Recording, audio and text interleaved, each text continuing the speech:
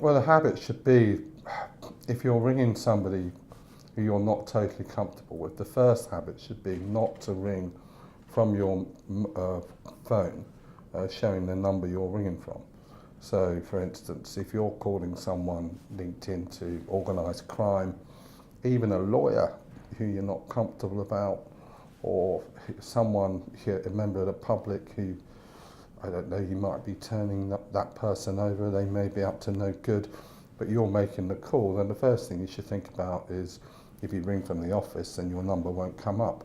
But if you ring from a mobile phone, your number will come up unless you put 141 before the number you ring. So that's one thing I would say is definitely worth doing. And sometimes you're meeting sort of quite, important confidential sources. You don't necessarily want everyone to be tracking your movements, whether it's the good guys or the bad guys for that matter. So as a rule of thumb, I generally tend to be, not have my phone's GPS on.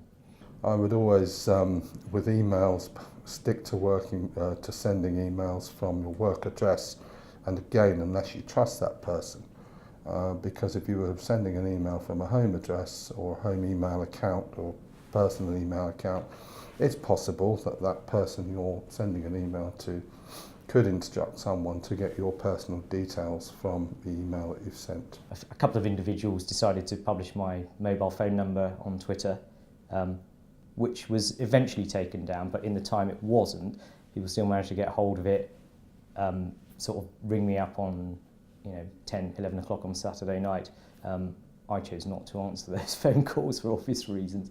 They were subsequently reported to the police. I mean, I think you have to be on social media, and I try to be pretty upfront about, who I am, because if you're approaching someone, you generally want to be approaching them as a Sunday Times journalist. I'm pretty careful on both forms of social media about giving away other personal details. So you'll struggle at the moment to find photos of me if you Google me.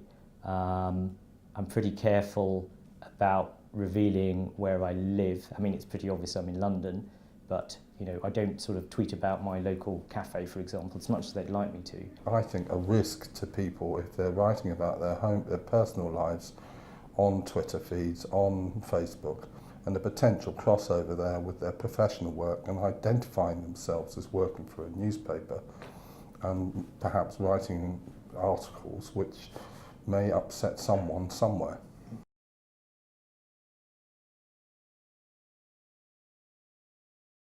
Think carefully about your online profile and security. Have strong passwords with upper and lowercase letters, numbers and symbols, or consider a passphrase from a favourite book or poem. Reset your security and privacy setting on social media. Don't leave computers, phones or notes lying around. Think before posting online. What are you unintentionally giving away? Photos not only give visual clues about your family and location, they also come with revealing metadata. Google yourself from time to time to see what personal information about you is out there. Remove yourself from directory inquiry sites such as 192.com from the public electoral roll, and ensure that any director or company ownership records don't include your personal address. Set up a two-factor authentication on email and other logins, and buy an RFID safe card and document wallet. These protect your ID and bank cards from criminals who might try to harvest your electronic data.